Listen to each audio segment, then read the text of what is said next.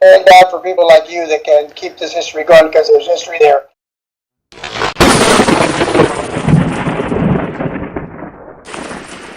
Research. That's where the joy lies, and the fascination. Let the others scurry about gathering their contemporary bits of gossip. This is where the meat is found. Welcome to Italian Impact Weekly from Robert Morris University Studios. I'm your co-host, Stefano Mancini. And I am Claudio Reilsono. Thank you all for tuning in. We have a very special guest today, and you can also hear this show on Italian Impact Weekly. Steve made sure that I mentioned this how many times, right?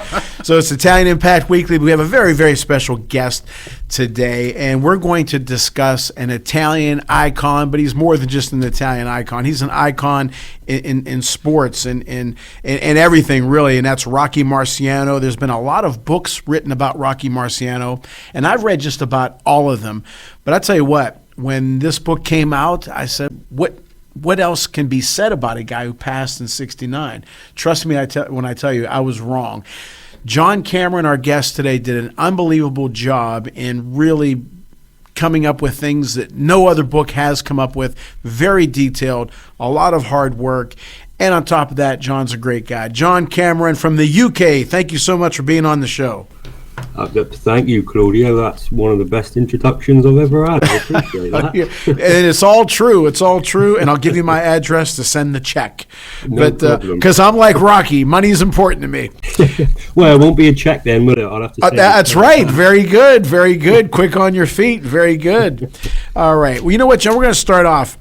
Why this project? Why Rocky? He was a real world figure. So I learned all that I could, and as I read the books, I got hold of what I could get hold of back in the 80s and early 90s. As I kept moving forward, there wasn't a huge amount of information that was available because the World Wide Web wasn't around then, and I kept reading things and thinking there's more to this story. There's, they're not telling everything, reading between the lines. So I wanted to find out for myself more than anything. And as I learned more and more and more, and my information built up, I thought I need to let other people know about this as well, so we get a rounder picture of who Rocky Marciano was. Now you have two volumes, 1923 to 49, and 1950 to 1969, which is the second book that will be out sometime in the fall. But why did you decide to do this format as opposed to just one big book? Well, I'm going to give you some breaking news now. It's going to be 3 volumes because I've got so much information now. As you well know, it's a purely independent project, so I don't have any publicists or publishers behind me. So I'm limited to the amount of pages that I can go to. So I can go to about 500 pages per volume. And as you know, you've got the first copy. It's a big book, that one. The second one is going to be 1950 to 1956. Oh, and then the third one will be 1957 to 1969. So I want to make sure I get everything in it. And every single day, literally every day, I'm learning more and more and more, especially since the first volume come out. But now, as I mentioned earlier, there are so many books written about Rocky, and I think I've read probably 90% of them. But none of them are as detailed as yours. I'll say that. And I went into it saying, what else could you possibly write about it? But you did. Now, why, you tell our audience, though, coming from you, why is this book a little bit different? Well, you say it's the details. I've got, I think there's 12 biographies now that have come out, but they just don't go into the depth and the detail. For instance, I wanted to find out how most of the stories would tell about how Rocky, as a youth, he had absolutely no interest really in boxing. And then suddenly he went in the army, he came out, and he was a boxer, or he decided to become a boxer. So he must have had fights in the army. So I've got all the newspaper articles from like Fort Lewis Flame, for instance, which is, he was based at Fort Lewis for a few years when he came back to America from when he was stationed in Wales. I really wanted to answer when people say Rocky Marciano was, a lot of people say now he was overrated because he fought bums when he was coming up through, and then he fought old men when he was the champion. Well, when you actually go into the newspaper archives and you speak to people who were there, and I have spoken to members of Rocky's family, I've spoken to friends of Rocky's, people who actually knew the man. But when you actually go back into the start of his career in particular, and you actually read the records of the people he was fighting, when he started out, he wasn't fighting people who were pushovers. He was being put in against fighters who they thought that Rocky was going to lose. They thought Rocky was going to be a setup for these other people, and then Rocky would beat them and then move on to the next one. So it was only really in the middle of his career, sort of late 1950 into 1951, that he started being fed people that were a little softer so that he could be built up to fight the Rex Lanes and the Joe Lowises and people like that. But at the beginning, he wasn't fed setups at all. He was being fed. So people need to understand this about Rocky. I'm with you 1,000%. Carmine Vingo. It was if Rocky doesn't beat Vingo and or Roland La Starza, we might be doing an interview with somebody right now talking about Carmine Vingo and Roland La Starza. Absolutely. And this was the thing that the people don't understand is that, and I try and get across, the reason why you now look back at them as being nobodies is because they walked into Rocky Marciano. Or, pretty much 90% of the boxers, like people like Bobby Quinn, etc., Yeah. they fought Rocky. They were on their way up. They could have done some. Carmine Vingo as well is a tragic example. These were people who were on their way up, and then they had the bad luck of walking into Rocky Marciano, somebody they thought who was older than them, because let's not forget Rocky was 24 when he turned professional, who was older than them, who looked like he was just going to be a club fighter that they could just walk through and progress their career. Instead, they ended up getting flattened in 1 or 2 rounds, and suddenly they're nobodies, and Rocky goes on towards the championship. You're doing things a little different, and you're uncovering information. I don't want to say it was unknown, but for whatever reason, other authors didn't bother to look at it. How hard has that been for you to find things that aren't in other books about him, that thus they reveal something new and different? People go, oh, I didn't know that about him. So how hard has that journey been for you? The first part of the journey was very difficult. And I'll admit that without a shadow of a doubt. And I've been helped along the way by people who've shown faith and have been able to provide me with material and the newspaper articles, because being in the UK, obviously now it's a little bit easier because I can just go on the internet and I can get access to any sort of library or anything like that. But back when I first started this journey 10-15 years ago, it was very, very difficult. But as I'm moving forward, and obviously with the first volume being out and with appearances on shows like this, with the thanks of yourself, Claudio, who's been wonderful, and other people are now starting to come to me and giving me information and opening up about things. So it's getting a lot easier now, but you have to do that legwork at the start to build that foundation, and then as long as you're on the right path, suddenly things will start happening. John, one thing that's always, and I think it's a good thing, is they stick the money thing to Rocky, how frugal he was and how he was worried about money. And to be honest with you, that was one of the things I was attracted to him about. I appreciated the fact that he watched his money. He used to say, kind of somewhat paraphrasing, they're going to make fun of you if you make money and blow it. They're going to make fun of you if you make money and keep it. I'd rather than make fun of me and that I kept it. What was it with him that he was so obsessed with money? And let me ask you this. When he fought his opponents, no matter who it was, me personally, I always looked at it that he looked at that opponent, that person stands between me and being out on the street. So I don't think it was an obsession with money. It was like, a lot of us, especially back in those days, they lived through the Depression, and money, although they weren't a poor family per se, as in living in poverty or destitute, they were still very much aware of the impact of not having huge amounts of money. So I think for Rocky, it was just a means to an end, money for him, just to have it, to know that he didn't have to worry about where the next penny was coming from. And I do believe you're right that it was a case, because he was such a nice person to people outside of the ring. Everyone who fought him would all say the same. They all remained friends with Rocky after they fought. So it wasn't any animosity or anything like that towards his opponents. It simply was to him a job, something that needed to be done. And when he got in the ring, the blinkers would go down, and he'd be the Rocky Marciano that we all know. That's right. But as soon as the fight was over, and more times than not the opponent was on the floor, Rocky would be over there making sure they were all right, and then after that they'd walk away friends. So That's right. And John, I want to pick up on something you said there. How much do you get into in the book about how he was raised, the impact of his family, of his upbringing, that basically created this this boxer? To your point, here he is, a nice guy helping people. At the same time, he goes in the ring and it's flicks the switch and you're on the canvas. Then it's over and I can work. But I mean, how much of that do you talk about in the book as far as what creates him as the person that on one hand can be this great guy, at the same time can put you on the floor quickly? Well, in the first volume, I haven't gone into a huge amount of detail on it because I wasn't too aware. It was more the mechanics of A, B, C, D, and this is what he did, and this is what he did.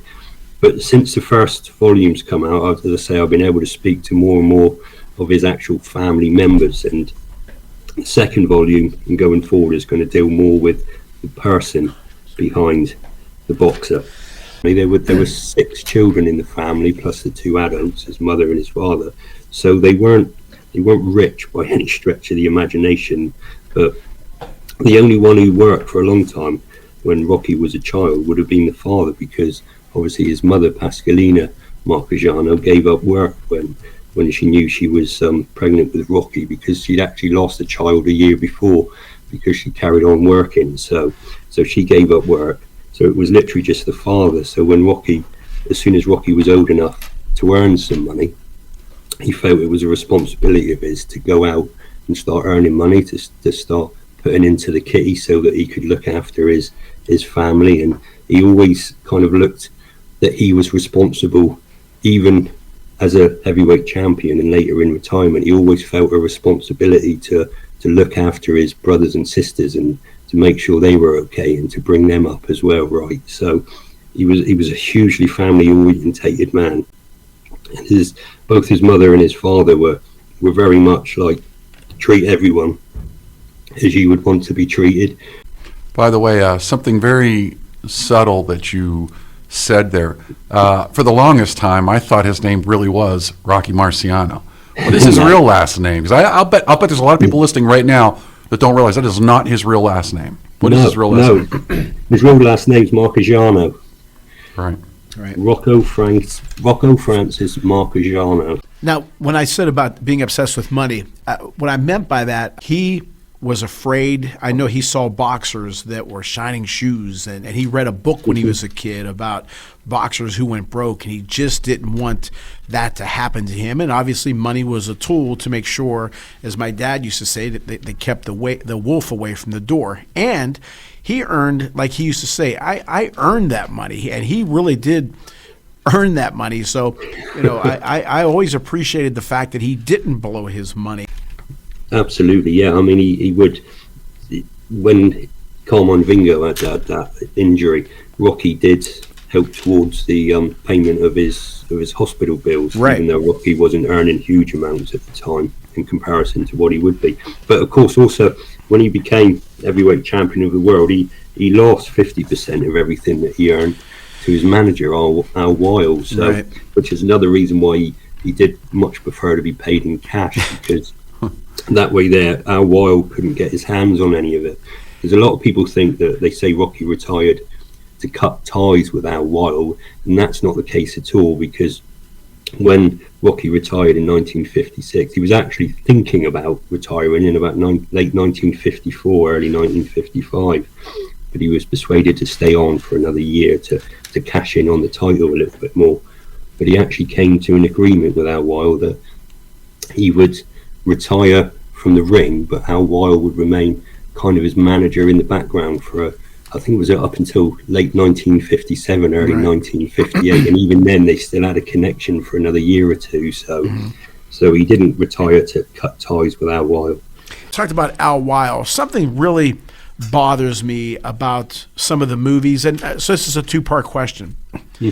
Number one, the 2 movies made about Rocky, I mean, the first one I didn't like at all. The second one had parts that were okay. But even some documentaries about, like Sports Century, they said that sometimes Al Weil would haul off and slap Rocky. And I really, really, really doubt that he slapped Rocky Marciano. And, Rocky was a good guy and a family man, as you said, but at the same time, he was no one to mess with. And I find what I don't like is when, for example, okay, with me, I know a lot about him. Okay, I can decipher the truth and Hollywoodizing things. But some people who don't know about Rocky, you have a very huge responsibility whenever you write a book, whenever you make a documentary or a movie or anything about anybody, because the message that you're putting out there, people are going to believe it. What are your thoughts on some of the misconceptions of Marciano and some of the fallacies that were put out about him? Essentially, that's exactly why I wanted to write the books, is to get to the actual truth of Rocky Marciano, or as close as I can get to the truth of Rocky Marciano. I want to cut through the myths and the legends and everything else to be able to tell as true as I can the story of who Rocky Marciano was as a person, and also who the people around him were as well. Because obviously Rocky Marciano would not have become heavyweight champion of the world without Charlie Goldman and without Al Weil, and of course without Ali Colombo as well, his friend from Brockton. But there are with Al Weil, there is actual, I think the slapping things that have been said are exaggerated, but there is video footage of Al Weil tapping him across the face during an interview. Yeah, then you can also see Rocky kind of holding that hand. Exactly, and you can see Rocky's reaction That's to right. it. So you can see where people have taken something that they've seen and made it more than it actually was. But also, Al Weil, I've spoken to Al Weil's grandson and to his granddaughter as well, because obviously I want to understand it from every angle. And Al Weil was somebody who was, don't get me wrong, he was no angel. He was no angel at all. But he was someone who would take a boxer when they were 16, 17 years old. And he would be used to essentially telling them what they needed to do. Because back in the day, obviously, it's not like today where a boxer is very much in charge of what they do and when they fight. Back then it was the manager was in charge. So Al Weil was very much of that ilk, where he would take a boxer under his wing and make sure he did what Al Weil wanted him to do. So he was used to boxers when they're 16, 17, 18 years old, very much acquiescing to what Al Weil said. So of course when Rocky turns up at 24 years old and Al Weil treats him like a child, that kind of didn't sit quite right with Rocky, but he knew he had, if he wanted to really make it in the world of boxing, because everyone had told him, look, this Al Weil, he's not the nicest guy in the world, he's not the worst either, there are worse out there, but this guy can get you to the championship. See, that's the great thing about your book, John, is that you don't just glide through something. For the lack of a better term, you stop the bus, let the people out of the bus, and let the other people come by. I mean, you were really thorough. But the one thing about what Steve asked about some of the fighters and misconceptions and stuff like that, and the size difference and all that. Having said all that about the size, I don't know of another fighter, including the big punchers like the Foremans, the Tysons, the Listons. Who else smashed teeth into the gums? Mm-hmm. Who else sheared off teeth? Who else busted up and made arm, bursted the arm vessels in the arm like he did to Rolling the Stars and Ezra Charles? Who else did that to Jersey Joe Walcott, the most famous punch in boxing history? I mean, where he damn near decapitated Jersey Joe Walcott, busted him up pretty good. I don't know. And Carmine Vingo, look what he did to him where he ended his career. Okay, what other fighter in any weight class did that kind of damage to another fighter. So how, even though he was 5'10", 188 was his last fight against Moore, who else did that? Another misconception about Rocky was he went in there and just got slaughtered and he landed one punch and it was over, which was not true. No.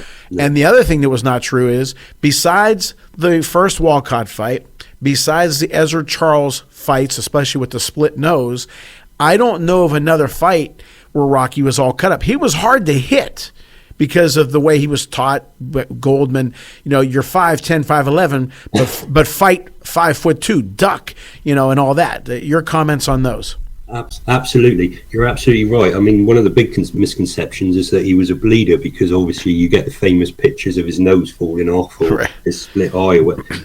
Even at the time, Rocky Marciano, in the press of the time, the press would say he bleeds, blah, blah, blah, he cuts. Rocky would say, I don't cut. I've only been cut in about 4 fights, once before I became champion and a few times since. So he wasn't a bleeder. John, I want to ask you, you mentioned his weight, and you said, well, if he was in modern era, he would have been a heavier weight.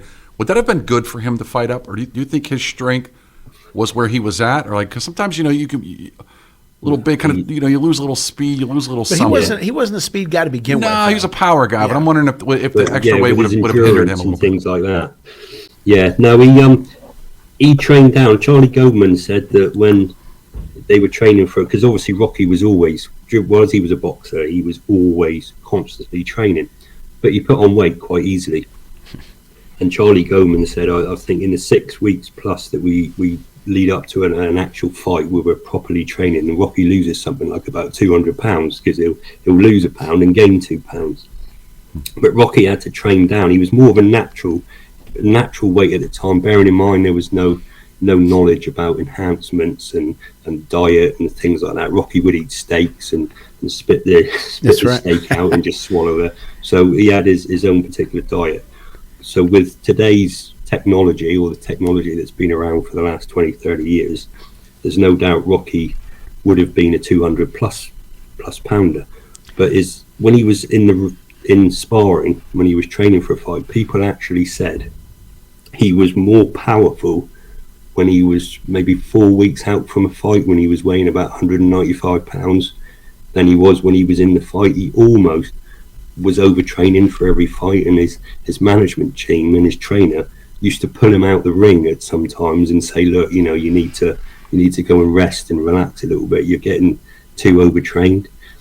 Which is why he would always, when he was fighting as a champion, and he would be fighting once every 6 months, it would take him 2 or 3 rounds to really get his flow and his rhythm back again, because he was just not too sharp, but he was too tight from training a little too much.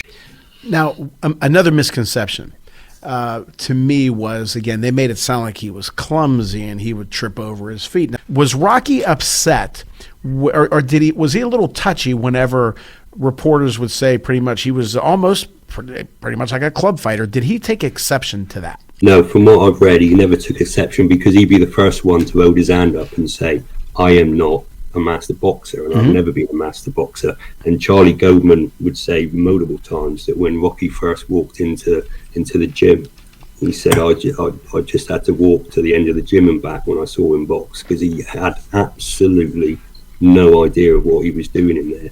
All he really had was the ability to just fight, a street tough almost ability to go in there and fight, and he had this big punch. And everyone goes on about his right, Susie Q, but he could hit with both hands. Sure. I mean, he had a lot of fights ending. Harry Matthews, where he knocked Matthews out with, it was a straight left, and then bang, bang, 2 left hooks, and good night, that was it. It was all over. But no, Rocky knew his limitations in regards to he wasn't a scientific or a clever boxer. John, so the only thing that he really took exception to was when people said that he was a savage in the ring. He didn't like that, because he thought his mother might get upset when she read reports he was a savage in the ring. Right. Funny. Don't take your mother off. I go to Italian. That's right. No. That's right. That's his biggest opponent. John, before we have a few minutes left, I want to come back to the books though for our listeners. So Volume 1 is out there. You've got Volume 2 coming out, and you're going to have a Volume 3. Yep. For the listeners, what does Volume 1 cover, and then Can you talk about volumes 2 and 3 really quickly, what they're going to cover? Absolutely. So Volume 1, Redemption, The Life of Rocky Marciano, 1923 to 1949. So that will cover obviously his childhood, right through the army, right through his amateur career, right through his early professional career up to and including his fight with Carmine Vingo. So we go into detail in that. We look at his opponents as well. I find that very important to look at his opponents. And then that's, let's say, available on Amazon. And Volume 2 will be 1950 to 1956, which will cover his rise to the heavyweight championship and then his winning and defending the title. You think you've heard all the stories from that time. Trust me, you haven't. And then the next volume will be Volume 3. To say Volume 2, I'm hoping to get out by the end of this year. Volume 3 then is going to be 1957 from his retirement to 1969. And that one's going to be very well worth waiting for because I've got a lot of information on that. I was going to say, how goes the effort to get information? I mean, you said you seem to be digging under every tree out there. It sounds like you're having a good success with finding things that either folks missed or just didn't really appreciate.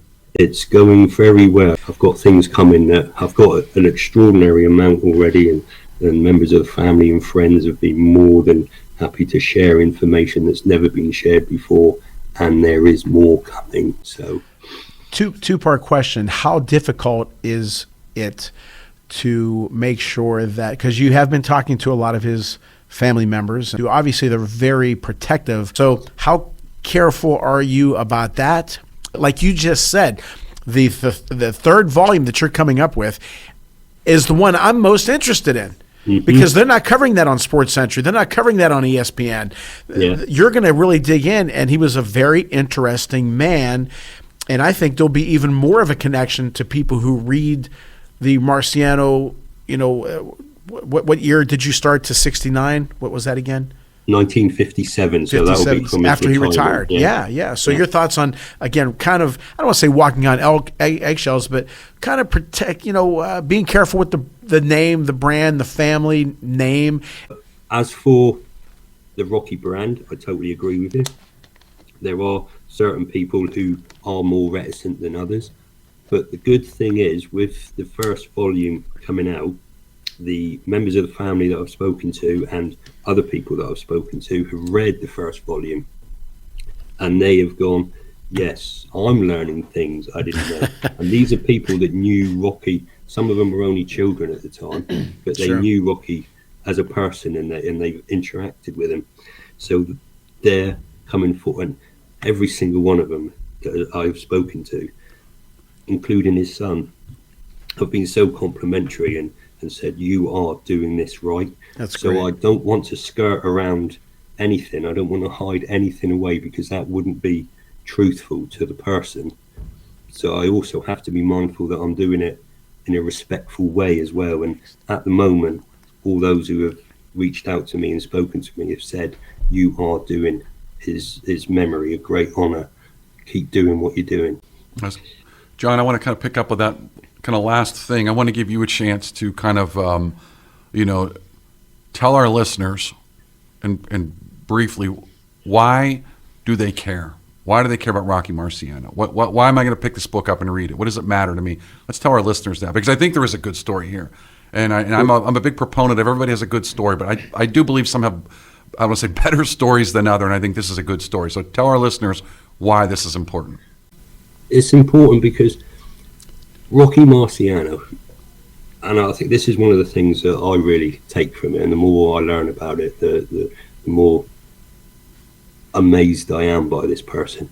Here was a man who was born into lower circumstances, not lowly, but lower circumstances, who raised himself up.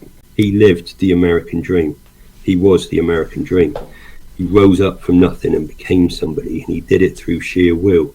He was an immigrant, first generation immigrant into a country, and he became the champion of the entire world.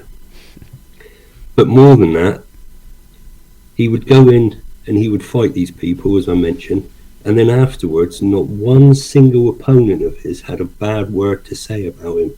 Not one of them.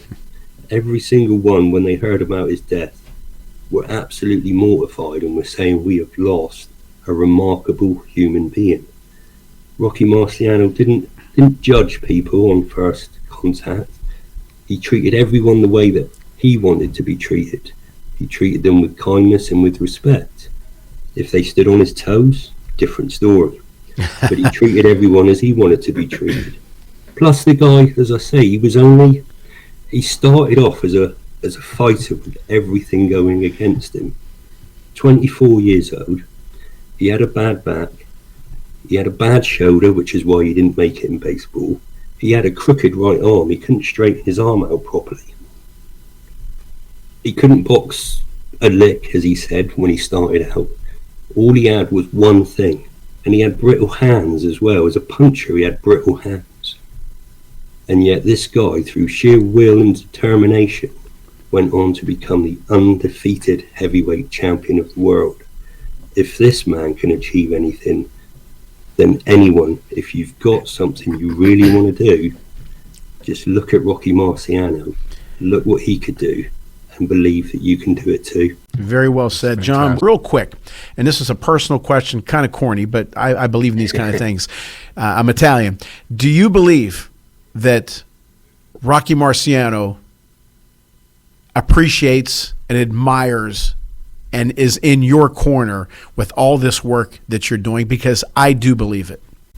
I thank you for that, and some of the things that have been coming into me and the way things find their way to me, I like to think he probably is. I mean, he is looking over me. I've got his pictures on the wall, but I think he is probably looking down going, yes, you're doing okay. And that's why things are coming to me that I thought years ago, there's no way I'm going to be able to get this, but they're coming. Well, I believe your dad's very proud, and I believe Rocky's very proud, because you're really getting his name out there again. You're doing all this stuff. It's a fantastic book. I'm telling everybody, get it. And when Volume 2 comes out, get it. When Volume 3 comes out, get it.